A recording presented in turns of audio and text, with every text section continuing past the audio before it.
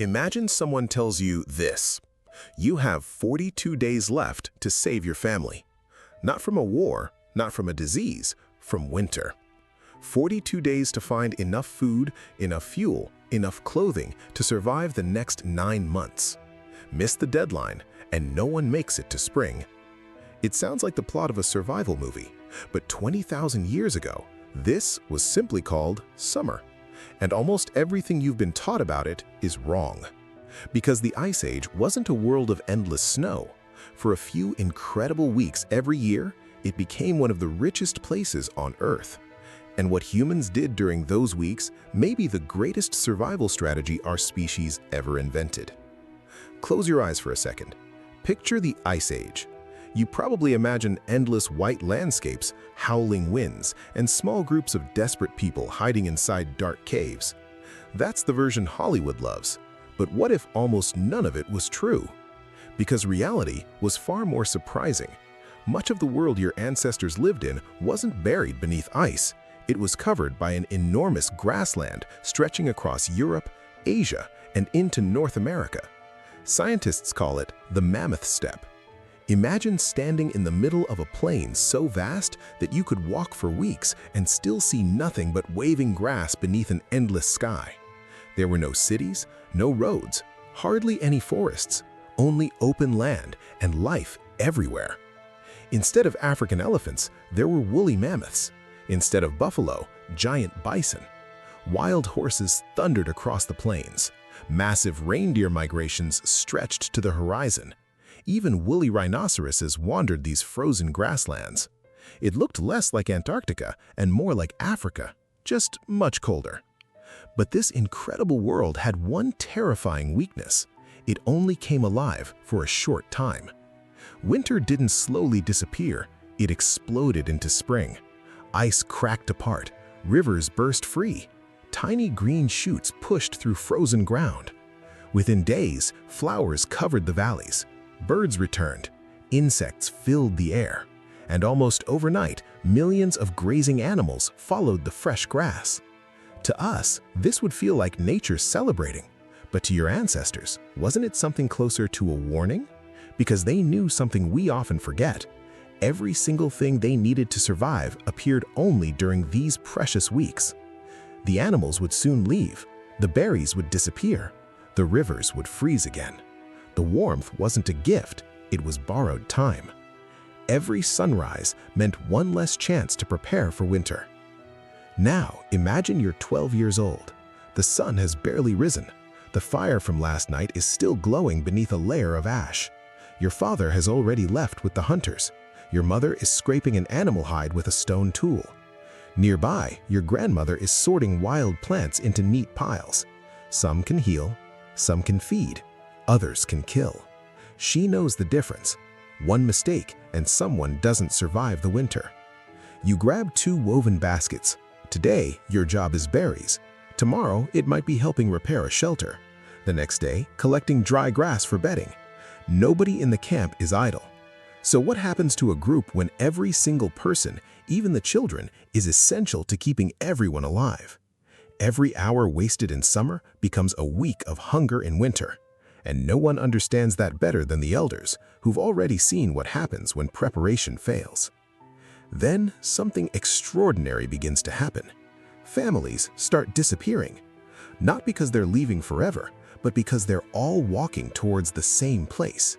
Groups that spent the entire winter separated by hundreds of kilometers begin following rivers, crossing valleys, and climbing familiar hills. No maps, no signs. Just memory passed from one generation to the next. Imagine seeing people you haven't met in an entire year. Children meeting cousins they barely remember. Old friends embracing. Stories exchanged around glowing fires. News of babies born, loved ones lost, successful hunts, terrible winters. These weren't random gatherings. They were the beating heart of Ice Age society. This is where people found partners from other groups, shared new hunting techniques, traded rare materials, and strengthened friendships that could one day save lives. Long before kingdoms, long before written language, humans had already built something incredibly powerful, a network. And every summer, that network came back to life. But bringing hundreds of hungry people together created a dangerous problem. A gathering this large couldn't survive on berries and rabbits. So how do you feed hundreds of people who just found each other again? They needed a hunt so enormous that one mistake could wipe out the entire season. And that hunt would reveal a secret that modern science only fully appreciated thousands of years later, because the most valuable part of the animal wasn't the meat. By late summer, the waiting was over. Scouts had returned with news. A massive herd was coming. Maybe reindeer, maybe wild horses. If fortune smiled, even mammoths. For weeks, hundreds of people had prepared for this single moment. Not just the hunters, everyone. They studied the land, cleared paths, and chose narrow valleys where the animals couldn't easily escape. Every person had a role. Some drove the herd, some waited with spears. Others stayed behind, ready to process the animals before time and decay won the race. This wasn't a chaotic attack, it was planning, communication, trust. But the hunt came with a terrifying price. A frightened mammoth could weigh more than 6 modern cars. One wrong step, one missed spear, 1 second too late, and a hunter could disappear beneath thousands of kilograms of muscle and ivory. Archaeologists have uncovered Ice Age skeletons with broken ribs, shattered arms, crushed legs, injuries so severe they should have been fatal. Yet many of those bones healed. Think about what that means. When someone was injured, the group didn't abandon them. They carried them, fed them, protected them. In the hardest environment humans had ever faced, survival depended on something stronger than strength. It depended on caring for each other. That may have been our greatest invention. Now imagine the hunt is over. The ground is still marked by footprints. The air smells of smoke and fresh meat. Hundreds of kilograms of food lie before you. At first, it looks like victory, but it isn't. Not yet. Because meat has an enemy: time. Without refrigeration, that mountain of food could begin spoiling within days. Your ancestors needed a solution, and they found one so important that it may have helped our species survive the Ice Age. It wasn't the meat they rushed toward first, it was the bones. That sounds strange today, but inside every large bone was something priceless: fat-rich marrow. To us, it's a delicacy. To them, it was survival. Modern science has shown that living on extremely lean meat alone can become dangerous. The human body needs fat, especially in freezing climates where every heartbeat burns precious energy. So nothing was wasted.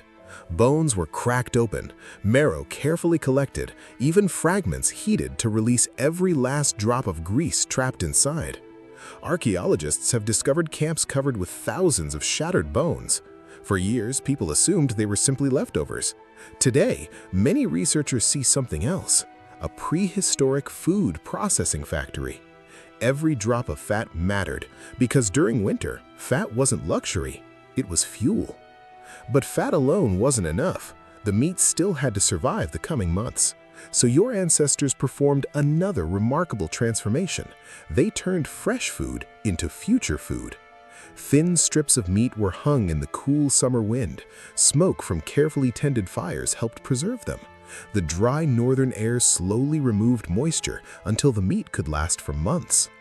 Imagine walking through one of these camps, rows of drying meat stretching between poles, children carrying bundles from rack to rack, adults checking every strip, making sure nothing spoiled. This wasn't cooking, this was engineering. Every piece hanging there represented another day someone might survive the coming winter. For the first time in human history, people weren't simply eating what nature offered today. They were feeding a future they couldn't yet see. Prepare today for tomorrow. That single idea would eventually change the entire world. The farther north your ancestors lived, the stranger summer became. The sun barely disappeared. Even late at night, the horizon still glowed. So what would you do with hours of daylight nature simply handed you for free? More time to hunt, more time to gather, more time to prepare for the darkness that always returned. Because they knew something we often forget. The greatest resource wasn't food, it was time. And summer never gave enough of it. Then, slowly, the world began to change. The Ice Age ended. The giant grasslands started disappearing. Forests spread across lands that had once echoed with mammoths. Many of the great animals vanished forever. Everything your ancestors had mastered was changing. So what do you do when the entire world you built your survival around simply disappears? Some groups stayed near rivers, others gathered new plants, some began protecting useful wild grasses. Then something extraordinary happened. Those grasses were planted, not gathered. For the first time, humans began producing tomorrow's food instead of only searching for today's. Farming wasn't born overnight. It grew from an idea our ancestors had practiced for thousands of years. Prepare now so your future self survives. That same instinct forged during those desperate Ice Age summers would eventually create villages, cities, writing, and every civilization that followed. Now think about this. Thousands of generations separate you from the Ice Age, and yet not one of your direct ancestors failed that challenge. Every single one survived. Every family gathered enough food. Every winter, someone protected the fire. Someone repaired the clothing. Someone remembered where the rivers flowed. Someone taught the children. Someone planned for a future they would never fully see. Had just one generation failed, you would never have been born. When you feel the first cold wind of winter, you're feeling something your ancestors understood better than almost anyone. Not fear, preparation. Because deep inside you, whether you realize it or not, lives a mind shaped by thousands of Ice Age summers. A mind that learned long ago that survival doesn't belong to the strongest. It belongs to those who prepare before the storm arrives. And perhaps that's the greatest inheritance they ever left us. So the next time you feel unprepared for something in your own life, ask yourself, what would the people who got you here actually do?